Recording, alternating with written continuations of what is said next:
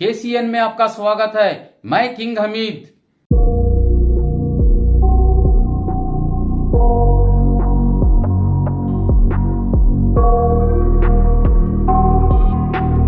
ವೈದ್ಯರು ಮತ್ತು ಗಾಂಧಿವಾದಿಗಳು ಮತ್ತು ಇಂತಹ ಒಂದು ಆಶಯಕ್ಕೆ ಯಾವಾಗ್ಲೂ ಎಲ್ಲರ ಜೊತೆಗೂ ನಿಂತು ಕೆಲಸ ಮಾಡುವಂತಹ ಮನೋಭಾವವನ್ನು ಇಟ್ಕೊಂಡು ಎಲ್ಲರನ್ನು ಜೊತೆಗೂಡಿಸುವಂತವರು ಡಾಕ್ಟರ್ ಸುಜಯ್ ಕುಮಾರ್ ಸರ್ ಅವರು ಕೂಡ ಈ ಕಾರ್ಯಕ್ರಮದಲ್ಲಿದ್ದಾರೆ. ಅವರಿಗೂ ಕೂಡ ತುಂಬು ಹೃದಯದ ಸ್ವಾಗತವನ್ನ ಬಯಸ್ತಾ ಇದ್ದೇನೆ. ಹಾಗೆ ಜನವಾದಿ ಮಹಿಳಾ ಸಂಘಟನೆಯ ರಾಜ್ಯ ಕಾರ್ಯದರ್ಶಿ ಆಗಿರುವಂತಹ ದೇವಿ ಅವರು ನಮ್ಮ ಜೊತೆಗಿದ್ದಾರೆ. ಕರ್ನಾಟಕ ರಾಜ್ಯ ದಲಿತ ಸಂಘರ್ಷ ಸಮಿತಿಯ ಸೋಮನಹಳ್ಳಿ ಅಂದಾನಿ ಅವರು ನಮ್ಮ ಜೊತೆಗಿದ್ದಾರೆ. ಶ್ರೀರಂಗ ಪಟ್ಟಣದ ಪ್ರಗತಿಪರ ಹೋರಾಟಗಾರರಾದಂತಹ ಕಲೀಂ ಮೈಸೂರು ಅವರು ಕೂಡ ನಮ್ಮ ಜೊತೆಗಿದ್ದಾರೆ. ಕರ್ನಾಟಕ ಶ್ರಮಿಕ ಶಕ್ತಿಯ ರಾಜ್ಯ ಅಧ್ಯಕ್ಷರಾದಂತಹ ವರದರಾಜೇಂದ್ರ ಅವರು ನಮ್ಮ ಜೊತೆಗಿದ್ದಾರೆ. ಪ್ರಜ್ಞಾವಂತ ವೇದಿಕೆಯ ಅಧ್ಯಕ್ಷರಾಗಿರುವಂತಹ ವೆಂಕಟೇಶ್ವರ ಅವರು ನಮ್ಮ ಜೊತೆಗಿದ್ದಾರೆ. ಮುಸ್ಲಿಂ ಒಕ್ಕೂಟದ ಅಧ್ಯಕ್ಷರಾಗಿರುವಂತಹ ಕಲೀಂ ಮುಲ್ಲರ್ ಅವರು ನಮ್ಮ ಜೊತೆಗಿದ್ದಾರೆ. ಹಾಗೆ ರಾಜ್ಯ ಲೋಡಿಂಗ್ ಅನ್ಲೋಡಿಂಗ್ ಕಾರ್ಮಿಕರ ಒಕ್ಕೂಟದ ಜಿಲ್ಲಾಧ್ಯಕ್ಷರು ಕೃಷ್ಣಪ್ಪ ಅವರಿದ್ದಾರೆ. ಶ್ರೀರಂಗಪಟ್ಟಣ ಸಮಾನ ಮನಸ್ಕರ ವೇದಿಕೆಯ ವಿಜಾಜ್ ಇದ್ದಾರೆ.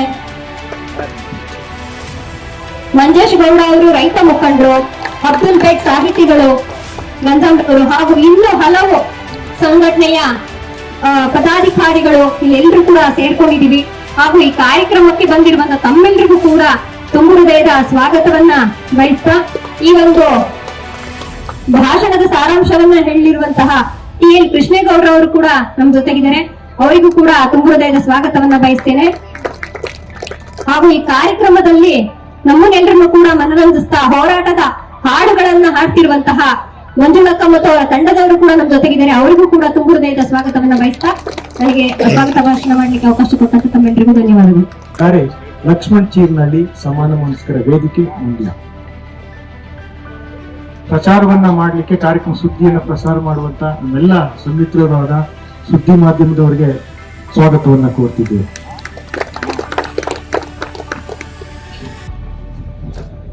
ಐತಿಹಾಸಿಕ ದಿನ ಶ್ರೀರಂಗಪಟ್ಟಣದಲ್ಲಿ ಸಾಮರಸ್ಯ ಸಹಬಾಳ್ವೆ ಸಂಗಮಕ್ಕೆ ಸೇರಿರುವಂತ ಎಲ್ಲ ನೈಜ ದೇಶಭಕ್ತ ಬಂಧುಗಳೇ, ಸೊ ಇವತ್ತು ಈ ಶ್ರೀರಂಗಪಟ್ಟಣ ಐತಿಹಾಸಿಕವು, ಪುರಾಣವು, ಜನಪರ ಹೋರಾಟಕ್ಕೆ ಹೆಸರಾದಂತಹದ್ದು ಮತ್ತು ಬ್ರಿಟಿಷ್ ಸಾಮ್ರಾಜ್ಯಶಾಹಿಗೆ ಸೆಟದು ನಿಂತ ನೆಲ. ಈ ನೆಲದಲ್ಲಿ ನಾವು ನೋಡ್ತಿದ್ದೀವಿ, ನೀವು ಕೂತಿರುವ ಹಿಂದೆನೆ ಟಿಪ್ಪು ಅರಮನೆ ಇತ್ತು, ಈಗ ಅದನ್ನ ಬೆಳೆಸಿದ್ದಾರೆ. ಸೊ ಅದರ ಹಿಂಭಾಗನೇ ಶ್ರೀರಂಗನಾಥ ದೇವಸ್ಥಾನ ಇದೆ. ಟಿಪ್ಪುವಿನ ಅರಮನೆ ಹಿಂಭಾಗವೇ ಗಂಗಾಧರೇಶ್ವರ ದೇವಸ್ಥಾನ ಇದೆ. ಸೊ ಇಂಥ ಒಂದು ಸೌಹಾರ್ದಯುತವಾದಂತಹ ನೆಲದಲ್ಲಿ ನಾವು ಈ ಒಂದು ಕಾರ್ಯಕ್ರಮವನ್ನು ಆಯೋಜಿಸ್ತಾ ಇದ್ದೀವಿ.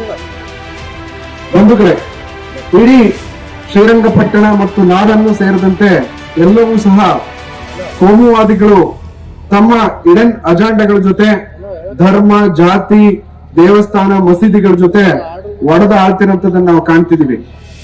ಇದು ಈ ನೆಲಕ್ಕೆ ಇವತ್ತಿಗೆ ಪ್ರಸ್ತುತ ಅಲ್ಲ. ಬದಲಿಗೆ ಈ ದೇಶದೊಳಗಡೆ ಕೈಗಾರಿಕೆಗಳು ಪ್ರಾರಂಭ ಆಗ್ಬೇಕು, ಆ ಮೂಲಕ ಒಂದು ಉದ್ಯೋಗ ಸೃಷ್ಟಿ ಆಗ್ಬೇಕು, ಯುವ ಜನರಿಗೆ ಹೊಸ ಆಲೋಚನೆಗಳ ಜೊತೆಗೆ ಅವ್ರ ಬದುಕನ್ನ ರೂಪಿಸುವಂತ ಕನಸುಗಳನ್ನ ಬಿತ್ತಬೇಕು, ಇಲ್ಲಿರಂತ ರೈತರ ಬೆಳೆಗಳಿಗೆ ಬೆಲೆ ಬರುವಂತ ಪರಿಸ್ಥಿತಿ ನಿರ್ಮಾಣ ಆಗಬೇಕು, ಕಾರ್ಮಿಕರಿಗೆ ಉತ್ತಮವಾದಂತ ವ್ಯವಸ್ಥೆ ನಿರ್ಮಾಣ ಆಗಬೇಕು. ಬದಲಿಗೆ ಅವ್ರು ಏನೂ ಮಾತಾಡ್ತಿಲ್ಲ.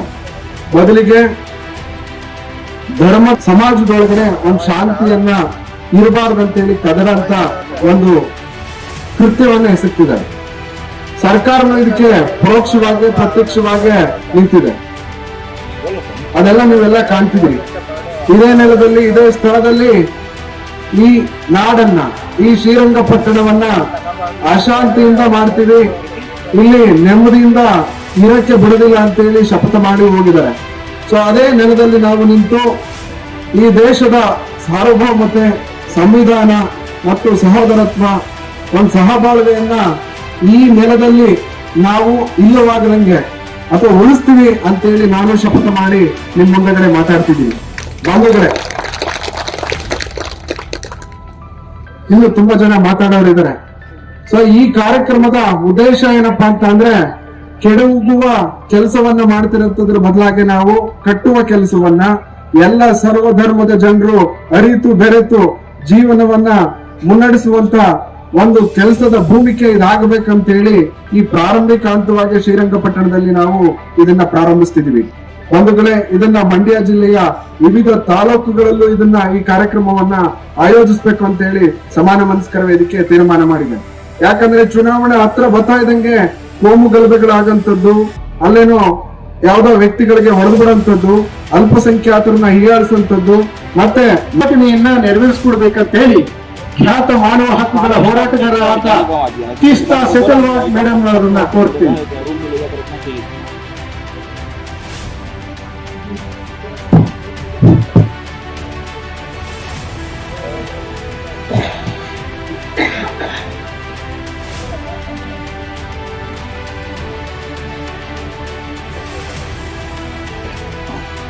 The people of India I solemnly resolve to constitute India into a sovereign, socialist, secular, democratic republic, and to secure to all its citizens justice, social, economic, and political, liberty of thought, expression, belief, faith, and worship, liberty of thought, expression, belief, faith, and worship, equality of status and of opportunity, equality of status and of opportunity, and to promote among them all fraternity, assuring the dignity of the individual assuring the dignity of the individual and the integrity of the nation. and the integrity of the nation.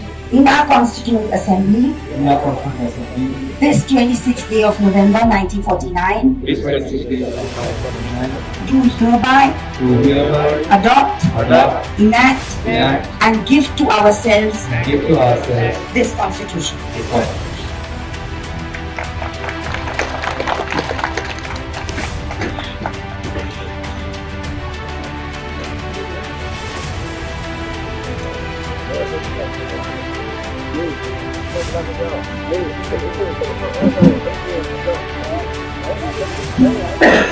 आप सबको सबसे पहले क्रांतिकारी सलाम और नमस्कार।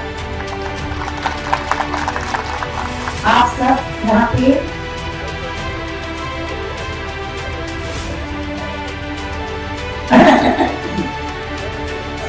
और very good afternoon to my Sathis, comrades, friends in this historic and very crucial town of Mandla. Critically, historically, socially, economically, and politically. Revolutionary greetings, constitutionally revolutionary greetings, and an appeal from all of us to the people of Mandya, Karnataka, and India that the fraternity that is mentioned so strongly in our preamble is as important as equality, justice, and non-discrimination.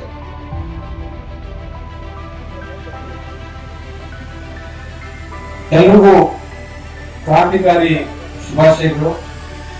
ಅದರಲ್ಲೂ ಐತಿಹಾಸಿಕವಾದ ಮಂಡ್ಯದ ಈ ನೆಲದಲ್ಲಿ ನಿಂತು ನನ್ನೆಲ್ಲ ಸಂಗಾತಿಗಳಿಗೆ, ಸ್ನೇಹಿತರಿಗೆ ಮತ್ತು ಇಲ್ಲಿ ನೆರೆದಿರ್ತಕ್ಕಂಥ ಎಲ್ಲರಿಗೂ ಕೂಡ ನಾನು ಕ್ರಾಂತಿಕಾರಿ ಶುಭಾಶಯಗಳನ್ನು ತಿಳಿಸಲಿಕ್ಕೆ ಬಯಸ್ತೀನಿ. ನಾನು ಈ ಸಂದರ್ಭದಲ್ಲಿ ಮನವಿ ಮಾಡಿಕೊಳ್ತಕ್ಕಂಥದ್ದು ಏನು ಅಂತ ಹೇಳಿದ್ರೆ, ಅದರಲ್ಲೂ ಭಾರತದ ಸಂವಿಧಾನದ ಪೀಠಿಕೆಯಲ್ಲಿ ಬಹಳ ಸ್ಪಷ್ಟವಾಗಿ ಹೇಳಿರುವ ಹಾಗೆ ಭ್ರಾತೃತ್ವ ಏನಿದೆ ಅದನ್ನ ನಾವು ಉಳಿಸ್ಕೊಳ್ಬೇಕಾಗಿದೆ. ಸಮಾನತೆ ಆಶಯಕ್ಕೆ ಅನುಗುಣವಾಗಿ ಹಾಗೂ ಎಲ್ಲ ಆಶಯಗಳಿಗಿಂತ ಮಿಗಿಲಾಗಿ ಭ್ರಾತೃತ್ವವನ್ನು ಉಳಿಸ್ಕೋಬೇಕಾಗಿದೆ ಎನ್ನುವಂತ ಮಾತುಗಳನ್ನ ನಾನು ಈ ಸಂದರ್ಭದಲ್ಲಿ ಹೇಳಿ ಬಯಸ್ತೀನಿ. Friends, the very inspirational images that we see here, whether it is Tipu Sultan, Nalabadi Krishnaraj Warrior, Shahu Maharaj, who is missing, that is from my state of Western Maharashtra, Baba Saheb Ambedkar, Gandhi, Bhagat Singh, Savitribai Phule, Jyotiba Phule, Basavana, Kabir, Tukaram, Eknath, Namdev, Nanak, These are our gurus of constitutional freedom. Anyone who tries to tell us, कोई भी अगर हमें बताए कि हमारा संविधान एक बाहरी डॉक्यूमेंट है, it's an outside document, does not understand the history, the rich history of the struggle for social justice, equality and dignity in this country. ಸ್ನೇಹಿತರೆ, ಇಲ್ಲಿ ಬಹಳ ಸ್ಫೂರ್ತಿದಾಯಕವಾಗಿರ್ತಕ್ಕಂಥ ಚಿತ್ರಗಳನ್ನು ಹಾಕಿದ್ದಾರೆ. ಆ ಚಿತ್ರಗಳಲ್ಲಿ ಟಿಪ್ಪು, ನಾಲ್ವಡಿ, ಅದರ ಪೂರ್ವ ಮಹಾರಾಷ್ಟ್ರದ ಸಾಹು ಮಹಾರಾಜರವರ ಚಿತ್ರ ಎನ್ನುವುದು ಕಾಣ್ತಾ ಇಲ್ಲ. ಆದ್ರೆ ಭಗತ್ ಸಿಂಗ್ ಅವ್ರನ್ನ, ಗಾಂಧಿ ಅವ್ರನ್ನ, ಫೂಲೆ ದಂಪತಿಗಳನ್ನ, ಬಸವಣ್ಣ ಅವ್ರನ್ನ, ಕಬೀರ್ ಅವ್ರನ್ನ, ಹೀಗೆ ಎಲ್ಲ ಮಹನೀಯರ ಚಿತ್ರಗಳನ್ನ ಹಾಕಿದ್ದಾರೆ. ಇವರೆಲ್ಲರೂ ಕೂಡ ನಮ್ಮ ಗುರುಗಳು. ಏನಿವತ್ತು ಸಂವಿಧಾನ ರೂಪುಗೊಂಡಿದೆ ಅದು ಕೇವಲ ಒಂದು ಹೊರಗಿನ ದಾಖಲೆ ಅಲ್ಲ. ಈ ಎಲ್ಲ ಇತಿಹಾಸ ಪುರುಷರ ಆದರ್ಶಗಳು ಮತ್ತು ಆ ಇತಿಹಾಸದ ಆಧಾರದಲ್ಲಿ ನಡೆದು ಬಂದಂತ ಒಂದು ಪ್ರಕ್ರಿಯೆಯ ಭಾಗವಾಗಿ ಈ ಸಂವಿಧಾನ ರೂಪುಗೊಂಡಿದೆ. ಅಂತಹ ಒಂದು ಸಂವಿಧಾನವನ್ನ, ಮಹತ್ವದ ಸಂವಿಧಾನವನ್ನು ನಾವು ಹೊಂದಿದ್ದೀವಿ. More names are the most critical. Maulana Azad went to jail, a strong journalist, a religious Muslim and a secular Muslim. Khan Abdul Ghaffar Khan, Basha Khan, Frontier Gandhi he was called. These are the names that have enriched our struggle for independence against colonial rule. And today, when we talk about reclaiming the constitution and reclaiming the republic, we are talking about reclaiming the traditions of Basavanna, Tipu, Maulana Azad, Ambedkar, Jyotiba Phule, Nanak, Kabir, Tukaram, Eknath, Namdev, Janabai, Mirabai, the Sufi saints, the Bhakti saints, women saints. There is an endless spiritual wisdom in this country. There is an endless ethical wisdom in this country that has challenged hierarchy of caste, class, indignity, and asserted that if we all as a society have to move forward, we have to do it in a spirit of fraternity, justice, and equality. ಆಜಾದ್ರು ಒಬ್ಬ ಖ್ಯಾತ ಪತ್ರಕರ್ತರಾಗಿದ್ರು, ಒಬ್ಬ ಧಾರ್ಮಿಕ Muslim ಆಗಿದ್ರು. ಅದೇ ಸಂದರ್ಭದಲ್ಲಿ ಅವರೊಬ್ರು ಜಾತ್ಯತೀತ ಮುಸ್ಲಿಮರಾಗಿದ್ರು, ಅವರು ಜೈಲಿಗೆ. ಹಾಗೇನೆ ಖಾನ್ ಅಬ್ದುಲ್ ಗಫಾರ್ ಖಾನ್ ಅವರು, ಅವರನ್ನ ಗಡಿನಾಡ ಗಾಂಧಿ ಅಂತ ಕರಿತೀವಿ, ಅವರು ಸ್ವಾತಂತ್ರ್ಯಕ್ಕಾಗಿ ಹೋರಾಟ ಮಾಡಿದ್ರು, ಜೈಲಿಗೆ ಹೋಗಿದ್ರು. ಹೀಗೆ ನಮ್ಮ ಪರಂಪರೆ ಏನಿದೆ ಅನೇಕ ಹೆಸರುಗಳನ್ನು ಉಲ್ಲೇಖಿಸಿದ್ದಾರೆ. ಅವ ಎಲ್ಲ ಮಹನೀಯರ ಚಿಂತನೆಗಳಿಂದ, ಸೂಫಿಯ ಭಕ್ತಿ ಚಳವಳಿಯ ಅನೇಕ ಧಾರ್ಮಿಕ ಚಳವಳಿಗಳ ಒಂದು ಪರಂಪರೆಯಿಂದ ಶ್ರೀಮಂತಗೊಂಡಿರ್ತಕ್ಕಂಥ ಚಳವಳಿ ನಮ್ಮ ಸ್ವಾತಂತ್ರ್ಯ ಚಳವಳಿ. ಹಾಗಾಗಿ ಇವತ್ತು ಇಂತಹ ಎಲ್ಲ ಪರಂಪರೆಗಳಿಗೆ ಸವಾಲನ್ನು ಕೊಡ್ತಕ್ಕಂಥ ಈ ಪರಂಪರೆಯನ್ನ ಸೋಲಿಸುವ ಪ್ರಯತ್ನಗಳು ನಡೀತಾ ಇದೆ. ಆದ್ರೆ ನಾವು ನಮ್ಮ ಸಂವಿಧಾನವನ್ನ ಪುನರ್ ಸ್ಥಾಪಿಸ್ಕೋಬೇಕಾಗಿದೆ, ನಮ್ಮ ಸ್ವಾತಂತ್ರ್ಯವನ್ನ ಪುನರ್ ಗಳಿಸ್ಕೋಬೇಕಾಗಿದೆ. ಈ ಎಲ್ಲರ ಸ್ಫೂರ್ತಿಯ ಜೊತೆಗೆ ನಾವು ನಮ್ಮ ಸಂವಿಧಾನವನ್ನು ಉಳಿಸ್ಕೊಳ್ತಕ್ಕಂಥ, ನಮ್ಮ ಸ್ವಾತಂತ್ರ್ಯವನ್ನು ಉಳಿಸ್ಕೊಳ್ತಕ್ಕಂಥ ದಿಕ್ಕಿನಲ್ಲಿ ಮುನ್ನಡೆಯಬೇಕಾಗಿದೆ. It is the 75th year, 75th, 76th year of our winning, hard-earned independence. And this is the year when we should have been looking forward with pride, with love at our neighbors and neighboring homes, and not having to battle hatred in our streets, in our cities, and in our politics. But it has become the task for foot soldiers like you and me to speak up against hatred, to debunk the rumor, and to assert and to demand that please do not use history to divide people. Please do not use history to denigrate our own sisters and brothers in this land. This land, this history belongs to all castes, all genders, all communities, and our freedom mothers and fathers in the Constituent Assembly. And like our neighbor, despite the bloodiness of partition, chose wisely that if this country has to move together and stay together, it can only do so if we remain a plural, diverse, secular, democratic republic.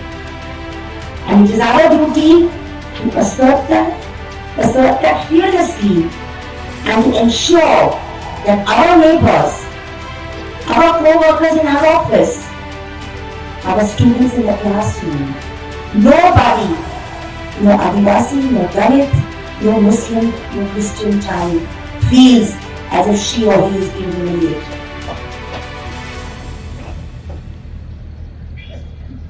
ನಾವು ಸ್ವಾತಂತ್ರ್ಯದ 75ನೇ ವರ್ಷನ ಆಚರಿಸಿದ್ದೀವಿ. ಇದೊಂದು ಅತ್ಯಂತ ಶ್ರಮದಾಯಕವಾಗಿ ಹೋರಾಟ ಮಾಡಿ ಪಡ್ಕೊಂಡಂತ ಸ್ವಾತಂತ್ರ್ಯ. ಇದರ ಇತಿಹಾಸವನ್ನು ನೋಡುವಾಗ ನಾವು ಹೆಮ್ಮೆಯಿಂದ ನೋಡಬೇಕಾಗಿದೆ. ನಮ್ಮ ಪರಂಪರೆ ಏನಿತ್ತು, ನಾವು ಎಷ್ಟು ಕಠಿಣ ಪರಿಶ್ರಮವನ್ನು ಪಟ್ಟು ಈ ಸ್ವಾತಂತ್ರ್ಯವನ್ನು ಪಡ್ಕೊಂಡಿದ್ದೀವಿ ಅಂತ ಹೇಳ್ತಕ್ಕಂಥ ಇತಿಹಾಸವನ್ನು ಹೆಮ್ಮೆಯಿಂದ ನೆನೆಸ್ಕೋಬೇಕಾಗಿದೆ.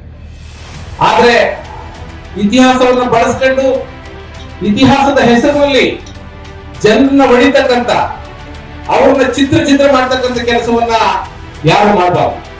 ಇಂತಹ ಸಂದರ್ಭದಲ್ಲಿ ನಮ್ಮಂತಹ ಸಂವಿಧಾನದ ಕಾಲಾಳುಗಳೇನಿದ್ದೀವಿ, ನಾವು ನೀವು ನಮ್ಮ ಜವಾಬ್ದಾರಿ ಇಂತಹ ದೇಶದ ವಿರುದ್ಧ, ಜನತೆಯನ್ನು ವಿಭಾಗಿಸುವುದರ ವಿರುದ್ಧ ಮಾತನಾಡ್ತಕ್ಕಂಥದ್ದಾಗಿದೆ. ನಾವು ಮಾತಾಡಬೇಕಾಗಿದೆ. ಯಾವುದೇ ಕಾರಣಕ್ಕೂ ಇತಿಹಾಸವನ್ನ ಜನತೆಯನ್ನ ಒಡಿಲಿಕ್ಕೆ ಬಳಸಬೇಡಿ. ಯಾವುದೇ ಕಾರಣಕ್ಕೂ ಅವರನ್ನ ಚಿತ್ರ ಮಾಡ್ಲಿಕ್ಕೆ ಬಳಸಬೇಡಿ. ಈ ದೇಶ ಅಂತಕ್ಕಂಥದ್ದೇನಿದೆ, ಈ ಭೂಮಿ ಏನಿದೆ, ಇದು ಎಲ್ರಿಗೂ ಸೇರಿದಂತ ಭೂಮಿ. ಇಲ್ಲಿ ಎಲ್ಲ ನಂಬಿಕೆಯ, ಎಲ್ಲ ಆಚರಣೆಗಳ, ಎಲ್ಲ ಪರಂಪರೆಗಳ ಜನರು ಬದುಕ್ತಕ್ಕಂಥ, ಆ ಮೂಲಕ ನಾವೆಲ್ಲರೂ ಒಂದೇ, ನಾವು ಜೊತೆಯಾಗಿ ಬದುಕ್ತೀವಿ ಅಂತ ಹೇಳ್ತಕ್ಕಂಥ ಒಂದು ಸಂದೇಶವನ್ನ ಕೊಡೋದ್ರಿಂದ ಮಾತ್ರನೇ ನಾವು ಮುಂದೆ ಹೋಗ್ಲಿಕ್ಕೆ ಸಾಧ್ಯ ಇದೆ. ಹಾಗಾಗಿ ನಮ್ಮ ಜವಾಬ್ದಾರಿ, ನಾವು ಜೊತೆಯಲ್ಲಿ ಹೋಗ್ತೀವಿ, ಯಾರಿಗೂ ಕೂಡ ಈ ದೇಶವನ್ನ ಹೊಡಿಲಿಕ್ಕೆ, ನಮ್ಮನ್ನ ವಿಭಾಗಿಸಲಿಕ್ಕೆ ನಾವು ಅವಕಾಶವನ್ನ ಕೊಡೋದಿಲ್ಲ ಅಂತ ಹೇಳ್ತಕ್ಕಂಥ ಭರವಸೆಯನ್ನ ತುಂಬಬೇಕಾಗಿದೆ. ನಾವು ಜೊತೆಯಲ್ಲಿ ಹೋಗ್ತೀವಿ ಅಂತ ಹೇಳ್ತಕ್ಕಂಥದ್ದನ್ನ ಖಾತ್ರಿಗೊಳಿಸಬೇಕಾಗಿದೆ. ಅದೇ ಸಂದರ್ಭದಲ್ಲಿ ಯಾವುದೇ ಒಬ್ಬ ಆದಿವಾಸಿ, ಯಾವುದೇ ಒಬ್ಬ ಮುಸ್ಲಿಂ, ಯಾವುದೇ ಒಬ್ಬ ಕ್ರಿಶ್ಚಿಯನ್ ನಾನು ಪ್ರತ್ಯೇಕಗೊಂಡಿದ್ದೀನಿ ಅಂತ ಹೇಳ್ತಕ್ಕಂಥ ಒಂದು ಅನಾಥ ಪ್ರಜ್ಞೆ ಕಾಣದೇ ಇದ್ದಂತ ಅವರು ನಮ್ಮ ಜೊತೆ ಹೆಜ್ಜೆ ಇಡ್ತಕ್ಕಂಥ ಒಂದು ಖಾತ್ರಿಯನ್ನು ಮೂಡಿಸಬೇಕಾಗಿದೆ. There is a particular responsibility that we have if we belong to the majority government. And I say this with a lot of humility. We have to understand that this hatred that is being systematically, it's not the natural condition of things. The natural condition of things is harmony, coexistence, respect. Yes, there are fights sometimes over economic issues. Yes, there are skirmishes sometimes, but they are not perpetrated through hatred. Skirmishes happen in every family, in every community, in every caste. But when such skirmishes become perpetrated bouts of targeted violence, then there is a danger that the majority is made to keep quiet, either out of fear or out of silent agreement. And that is why there is a huge responsibility on the individual and collectives of the majority community to ensure there's an allyship with all kinds of minorities and to counter this hate, not with anger, but with emotion, with rationality, with real history, with music, with theatre, but to break the fear of complicity, to break the silence and to occupy the streets again. The battle is in the mind, the battle is in the hearts, the battle is taking the streets. So the battle will have to be fought back in our homes, in our tenements, in our school rooms, classrooms, living rooms, political debates.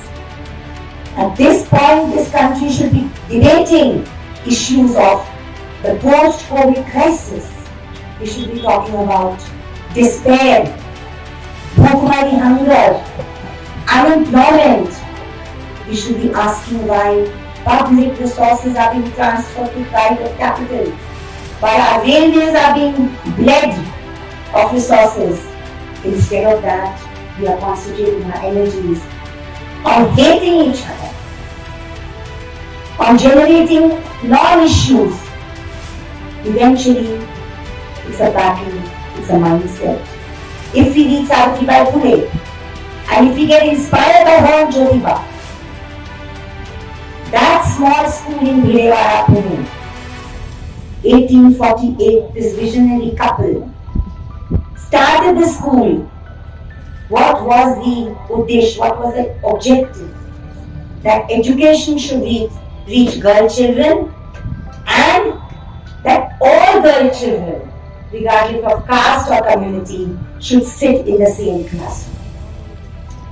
When they took this revolutionary step, they were boycotted by their caste. There was violence, slur and abuse against this couple. Who gave them protection? Who assisted them to establish the school? We know our history. Punekars know their history. Maharashtrians know their history. But this history is not written and spoken about as it should. It was Usman Sheikh and Fatima Sheikh, his sister, who was the first school teacher in the Bhilewara school of Savitribai. This is the history of this country. This is the history of our people. And part of our revolutionary struggle to reclaim India's democracy is also to reclaim our history. And to talk that this is our history. Don't distort and manipulate our history. We know the contribution that Tipu Sultan made. Don't try and divide us in the name of Tipu Sultan, Shivaji Maharaj, or any of these figures, because Shivaji was the living symbol of inter-communal harmony. If you had a battle with Aurangzeb, it was on a feudal economic issue. If you read his letters to Aurangzeb, 3 letters, they are available. He writes with great respect about Islam, but says the amount of tax you are taking from us is too much. And therefore, after pleading with the Mughal emperor when he does not get what he wants, he decides to break away. वो रियासतों के राजा थे. His Prime Minister, his Finance Minister, the Chief of his army, all Muslims. So don't try and tell us that Shivaji can be an icon of hatred. He cannot.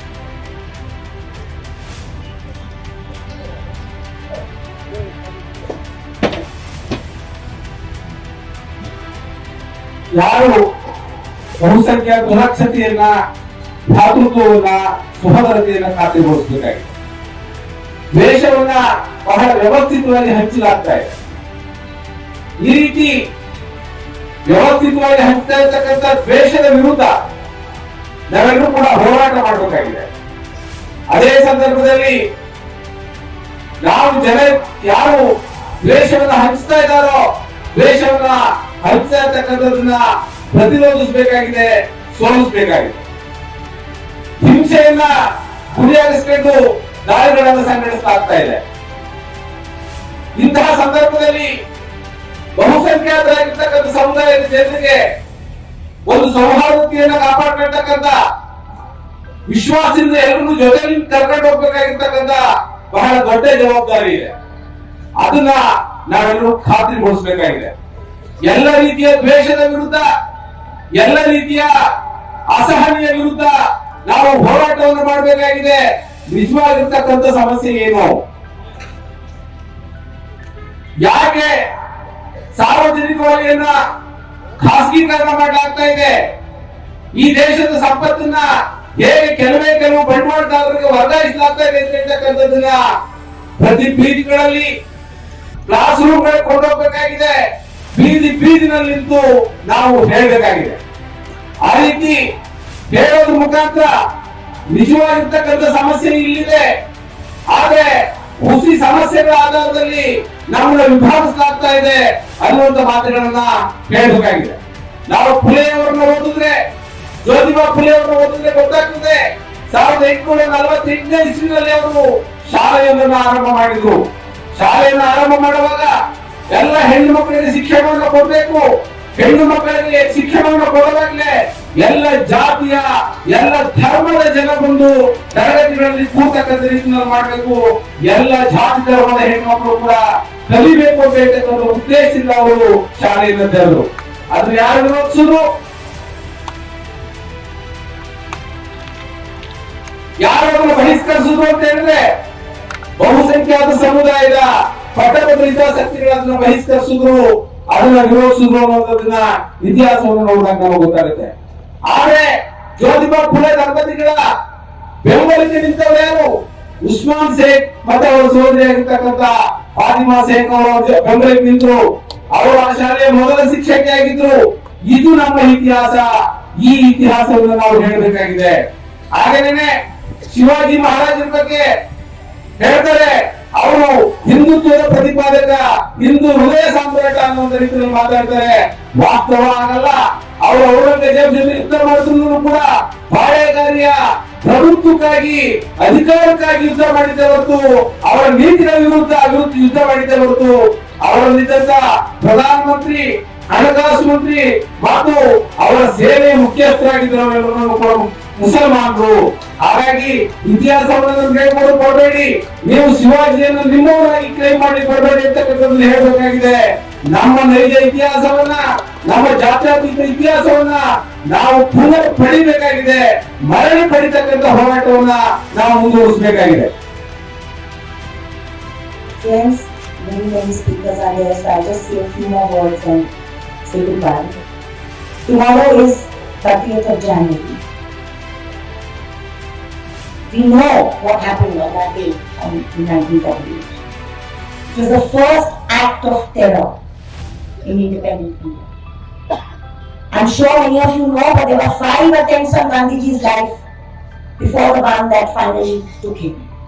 Anybody who tries to tell us it was spontaneous ignores the fact that in 3 of the 5 earlier attempts on Gandhiji's life, the same gentleman, Nathuram Godse, was involved. So, the perpetrators of hatred cannot understand or tolerate symbols of harmony and compassion. The hatred is on their side. We have to combat that with spreading messages of rationality, emotions of love, respect and peace. It's a difficult task. They want to appropriate Dr. Babasaheb Ambedkar. They want to appropriate Netaji Bose, Bhagat Singh, taking the soul out of these historical figures. They want to sell Babasaheb's work, collected works of Ambedkar, sell in the Ministry of Social Welfare without annihilation of caste and without state and minorities. But the people, our people, his people know that this appropriation is not easy. Babasaheb was a historian, economist, and a political scientist of the highest order. And I think we need to read these works. We need to read Maulana Azad. We need to read about Tipu Sultan to understand who these historical figures were. And when we say Tipu Sultan, Srirangapatna, the tomb is in the city because he died fighting the British. All these figures deserve respect. And lastly, today is the birthday of our dear friend and comrade who shines as a star with us always, Gauri. I'm so happy to see in Karnataka, though it has been very painful this last 1 year to see controversies on how I dress, controversies on what I eat, calls for socio-economic boycott. It is shameful. But what is happening is that the people of Karnataka, all of you, organizations inspired by Gauri, young activists on the stage and off the stage, have carried on her inspirational work, and there is a resistance. I hope this resistance consolidates, and we can promise Gauri, though she's not with us, that we will not let the forces of hate triumph. We will not let divisive politics rule. We need to reclaim India. We need to reclaim Karnataka. We need to reclaim the Indian Constitution and the Indian Republic. Thank you.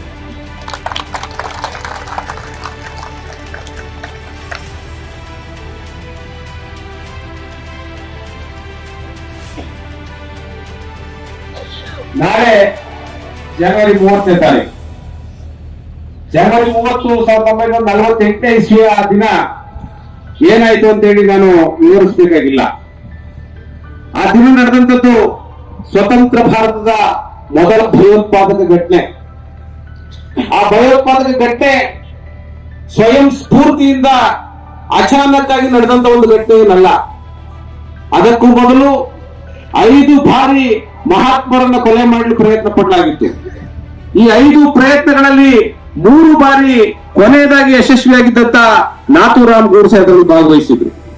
ಹಾಗಾಗಿ ದ್ವೇಷ ಅನ್ನುವಂಥದ್ದು ಏನಿದೆ, ದ್ವೇಷವನ್ನ ನಿರಂತರವಾಗಿ ಬಿತ್ತಲಾಗ್ತಾ ಇದೆ, ಕಾಪಾಡ್ಕೊಂಡು ಬರಲಾಗ್ತಾ ಇದೆ.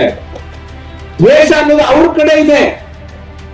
ಅವರ ಕಡೆ ಇರ್ತಕ್ಕಂಥ, ಅವರ ಜೊತೆ ಇರ್ತಕ್ಕಂಥ ದ್ವೇಷವನ್ನ ನಾವು ಪ್ರತಿರೋಧಿಸಬೇಕಾಗಿದೆ. ಅದರ ವಿರುದ್ಧ ಸಮರವನ್ನು ಸಾರಬೇಕಾಗಿದೆ.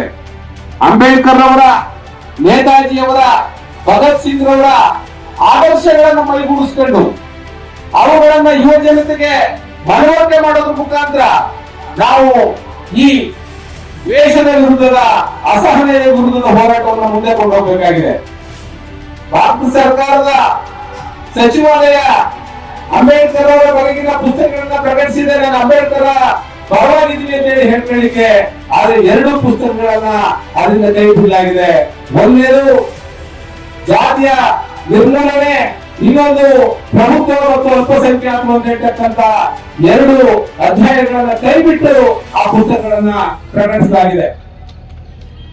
ಬಾಬಾ ಸಾಹೇಬರು ನಮ್ಗೆಲ್ಲ ಗೊತ್ತಿರುವ ಹಾಗೆ ಕೇವಲ ಸಂವಿಧಾನವನ್ನು ಬರೆದವರು ಮಾತ್ರ ಅಲ್ಲ, ಅವರು ಅತ್ಯುನ್ನತವಾದ ಇತಿಹಾಸ ತಜ್ಞರಾಗಿದ್ರು, ಅತ್ಯುನ್ನತವಾದ ಆರ್ಥಿಕ ತಜ್ಞರಾಗಿದ್ರು, ಅತ್ಯುನ್ನತವಾದ ಸಮಾಜ ವಿಜ್ಞಾನಿಗಳಾಗಿದ್ರು. ಹಾಗಾಗಿ ಅವರೆಲ್ಲರನ್ನು ಕೂಡ ನಾವು ಓದಬೇಕು, ಓದಿ ಮನನ ಮಾಡ್ಕೊಳ್ಬೇಕು. ಮನನ ಮಾಡೋದ್ರ ಮುಖಾಂತರ ಯಾವ ಶಕ್ತಿಗಳು ಅವರಿಗೆ ಎಲ್ಲ ಆಲೋಚನೆಗಳಿಗೆ, ಆದರ್ಶಗಳಿಗೆ ಸವಾಲನ್ನು ಕೊಡ್ತಾ ಇದ್ದಾರೋ ಆ ಶಕ್ತಿಗಳನ್ನ ಸೋಲಿಸಲಿಕ್ಕೆ ನಾವು ಸನ್ನದ್ಧರಾಗಬೇಕು. ಇವತ್ತು ನಿಮ್ಗೆಲ್ಲರಿಗೂ ಗೊತ್ತಿದೆ, ಗೌರಿ ಲಂಕೇಶ್ವರ ಜನ್ಮದಿನ. ಕರ್ನಾಟಕದಲ್ಲಿ ಇತ್ತೀಚಿನ ದಿನಗಳಲ್ಲಿ ಯಾವ ಬಟ್ಟೆ ಹಾಕೋಬೇಕು, ಯಾವ ರೀತಿ ಊಟ ಮಾಡಬೇಕು ಅನ್ನೋದ್ರ ಬಗ್ಗೆ ಚರ್ಚೆಗಳನ್ನ ಮಾಡಲಾಗ್ತಾ ಇದೆ. ಭಿನ್ನತೆ ಇರ್ತಕ್ಕಂಥವ್ರ ಮೇಲೆ ದಾಳಿಗಳನ್ನು ನಡೆಸಲಾಗ್ತಾ ಇದೆ. ಆದ್ರಿಂದ ಯಾವ ಗೌರಿಯವರು ಒಂದು ಆದರ್ಶಮಯವಾದ, ಒಂದು ಪ್ರೀತಿಯ, ಒಂದು ಭ್ರಾತೃತ್ವದ ಸಮಾಜದ ಕನಸನ್ನು ಕಂಡಿದ್ರು, ಅಂತಹ ಸಮಾಜವನ್ನ ಕಟ್ಟಲಿಕ್ಕೆ ನೀವೆಲ್ಲರೂ ಕೂಡ ಮುಂದಾಗ್ತೀರಿ. ಗೌರಿಯವರ ಆದರ್ಶಗಳನ್ನು ನೀವೆಲ್ಲ ಮುಂದೆ ತಗೊಂಡು ಹೋಗ್ತೀರಿ ಅಂತ ಹೇಳ್ತಕ್ಕಂಥ ಭರವಸೆಯನ್ನ ಈ ಸಂದರ್ಭದಲ್ಲಿ ವ್ಯಕ್ತಪಡಿಸ್ತೀನಿ. ಗೌರಿಯವರ ಆದರ್ಶಕ್ಕೆ ಅನುಗುಣವಾಗಿ ಈ ದೇಶದ ಪರಂಪರೆಯನ್ನ, ಈ ದೇಶದ ಸೌಹಾರ್ದತೆಯನ್ನ, ಈ ದೇಶದ ಪ್ರೀತಿಯನ್ನ ನಾವು ನಮ್ಮ ನಿಯಂತ್ರಣದಲ್ಲಿ ಇಟ್ಕೊಳ್ತಕ್ಕಂಥ, ನಾವು ಅದನ್ನ ಮುಂದೆ ತಗೊಂಡು ಹೋಗ್ತಕ್ಕಂಥ ಕೆಲಸವನ್ನು ಮಾಡೋಣ ಅಂತ ಹೇಳಿ ನಿಮ್ಗೆಲ್ಲರಿಗೂ ಧನ್ಯವಾದಗಳನ್ನ ತಿಳಿಸಿ ನಾನು ಬಯಸ್ತೀನಿ.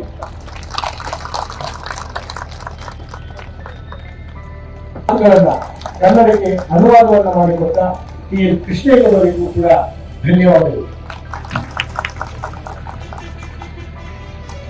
ಕೆಲವು ಕೋಮುವಾದಿ ಸಂಘಟನೆಗಳು ಟಿಪ್ಪುವನ್ನ ಮತಾಂಧ, ದೇಶದ್ರೋಹಿ ಇಂಥ ಅನೇಕ ವಿಷಯಗಳನ್ನ ಇಟ್ಕೊಂಡು ಅವ್ರನ್ನ ಜರಿಯುವಂತ ಕೆಲಸಗಳು ಇವತ್ತು ದೇಶಾದ್ಯಂತ ನಡೀತಾ ಇದೆ. ಅಲ್ಲ, ಅವರು ಟಿಪ್ಪು ಈ ದೇಶದ ಸ್ವತಂತ್ರ ಸೇನಾನಿ ಅನ್ನೋ ವಿಚಾರವನ್ನ ಇಟ್ಕೊಂಡು ಆ ಒಂದು ಪುಸ್ತಕವನ್ನ ಕರ್ನಾಟಕ ಜನಶಕ್ತಿ ಸಂಗ್ರಹವನ್ನ ಮಾಡಿದ. ಆ ಪುಸ್ತಕವನ್ನ ಸಮಾನ ಮನಸ್ಕರ ವೇದಿಕೆ ಮಂಡ್ಯ ಎಲ್ಲಾ ಜನರ ಮನೆಗಳಿಗೆ ತಲುಪಿಸುವಂತ ಒಂದು ಕೆಲಸವನ್ನು ಮಾಡ್ತಾ ಇದೆ. ಆ ನಿಟ್ಟಿನಲ್ಲಿ ಇದನ್ನ ಸ್ವತಂತ್ರ ಸೇನಾನಿ ಟಿಪ್ಪು ಅನ್ನೋ ಈ ಪುಸ್ತಕವನ್ನ ಈ ಸಂದರ್ಭದಲ್ಲಿ ಶಶಿಕಾಂತ್ ಸೇಂಥಿಲ್ ಸಾರ್ ಅವರು ಬಿಡುಗಡೆಯನ್ನು ಮಾಡಿಕೊಳ್ಬೇಕಂತ ಕೋರ್ತೇವೆ.